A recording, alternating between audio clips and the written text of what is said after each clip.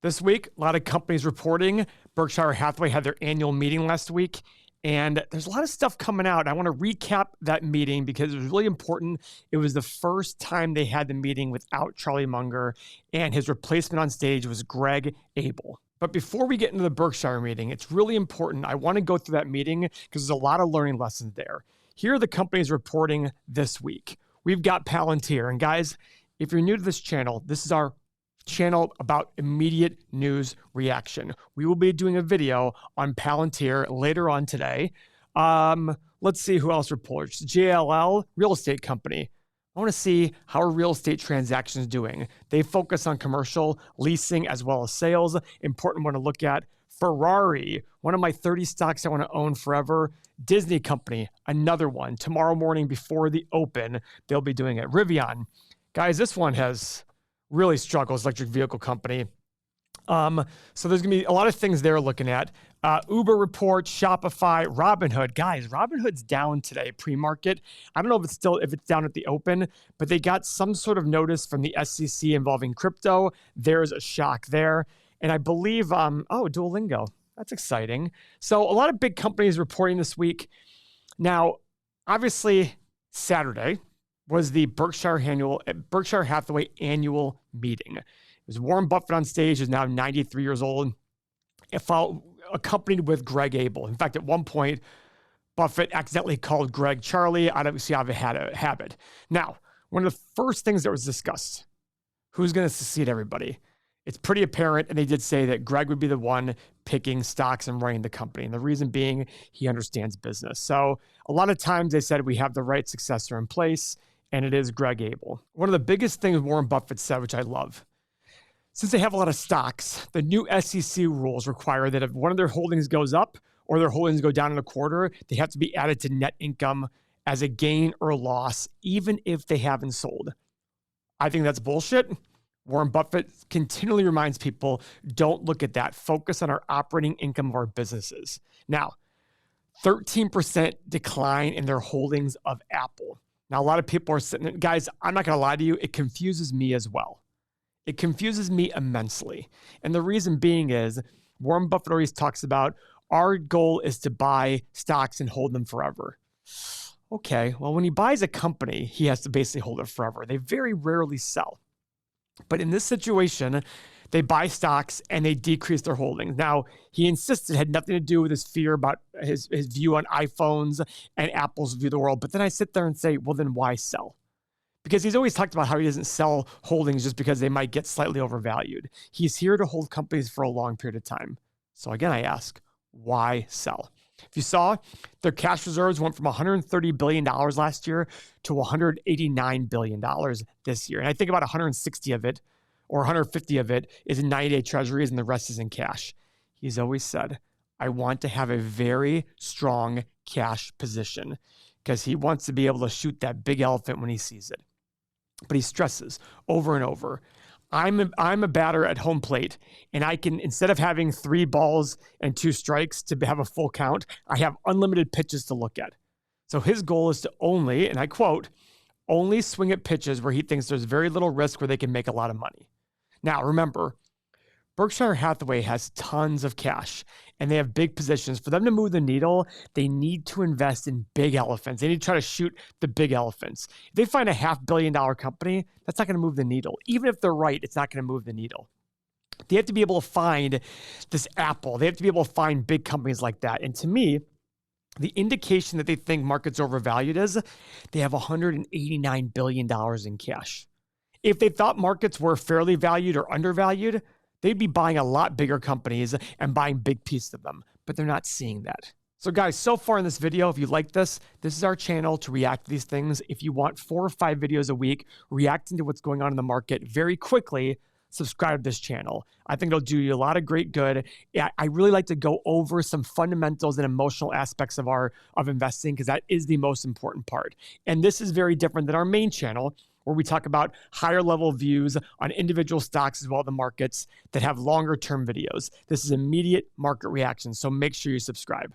Now, another big one, Paramount. They invested in Paramount and they took a big loss. And a lot of people were blaming Warren Buffett's sidekicks like Greg in terms of that investment. And Warren Buffett immediately said, guys, this was 100% my decision being an end.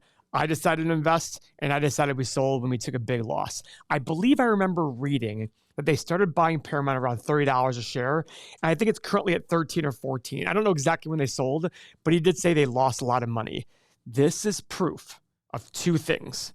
First thing, a great investor is not going to be right all the time. It's just not possible. In fact, I keep hearing that 50 or 60% of the time, if they're right, they're going to do very, very well. Remember, Charlie Munger used to say, guys, apart from a few of our investments, we did about average for the rest of them. It's just a few of our investments have really, really provided a lot of the big boost for our returns. So when you're trying to sit there and be a good investor, your goal isn't to be right on every single thing. Your goal is to have the right process. That way, when you are right, it's really going to compound in itself. You're going to use those fundamentals as time goes on to make great investments. But the way in which you compound on that, the way in which you get 20, 30, 40 times your money or more is by sitting there and being patient, sitting on your hands and doing nothing. Remember, I always say to people, buy long-term ETFs with the majority of your money. But if you want to pick individual stocks, just make sure that your long-term ETFs are reaching your investment goals and your retirement goals. From there, then, go buy individual stocks, but make sure you understand a process fundamentally to buying, but more importantly, are you in tune with your emotions? In our community, I just posted today that Peter Lynch said everybody has the brain power. Everyone has the brain power to buy stocks, but who has the stomach to hold them and make serious money? That's what's important. That's why I post quotes in our community so often.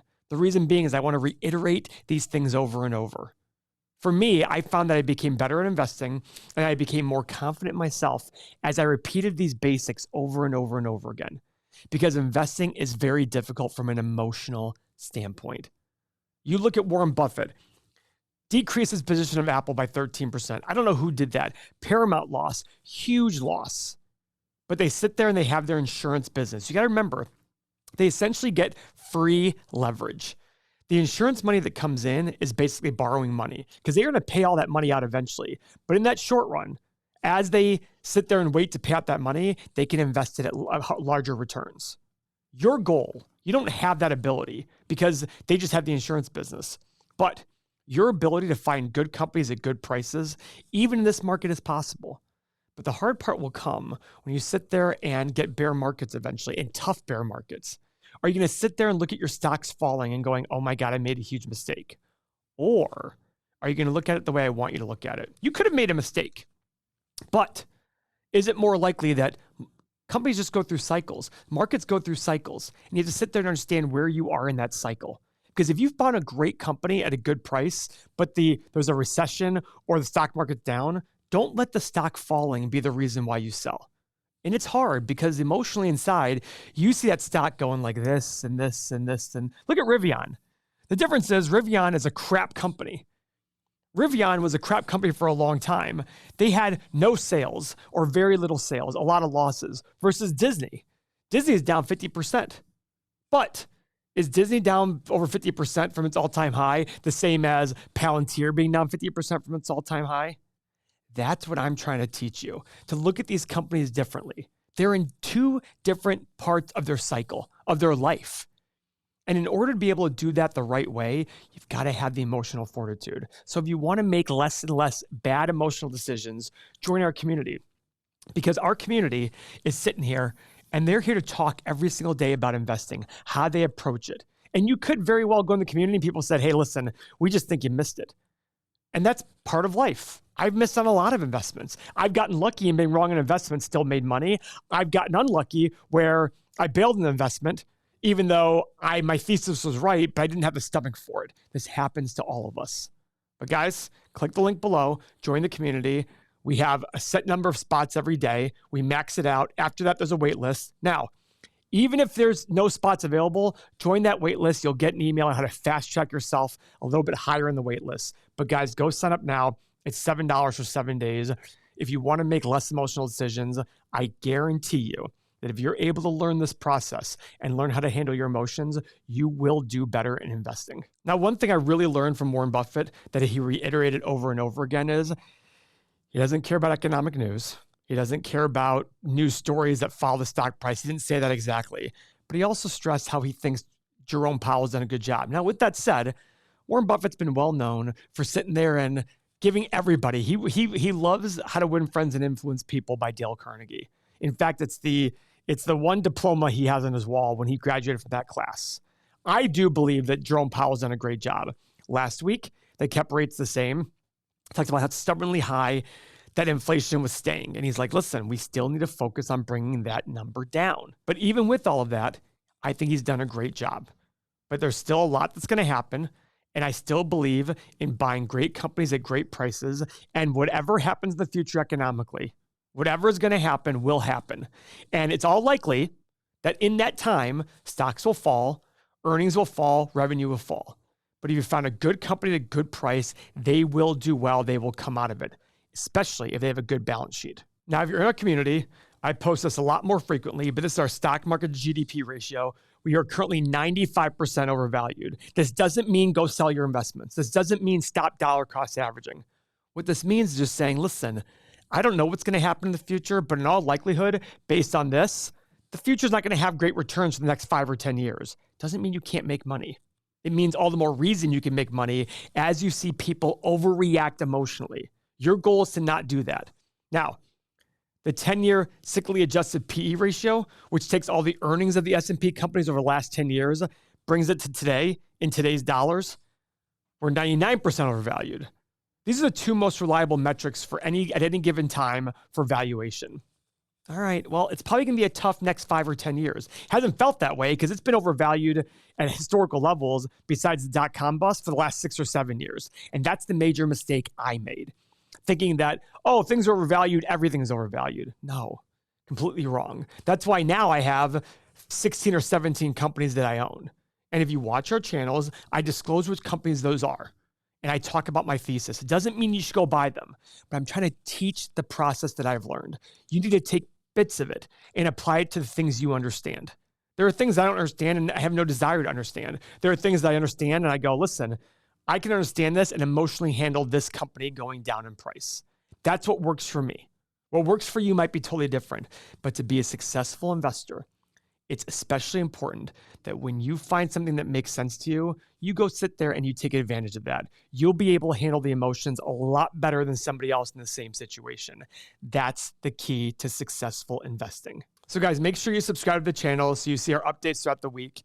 I appreciate it. And if you want to make less emotional decisions, click the link below, $7 for 7 days. Make sure you get a spot before the wait list. Thank you for your time.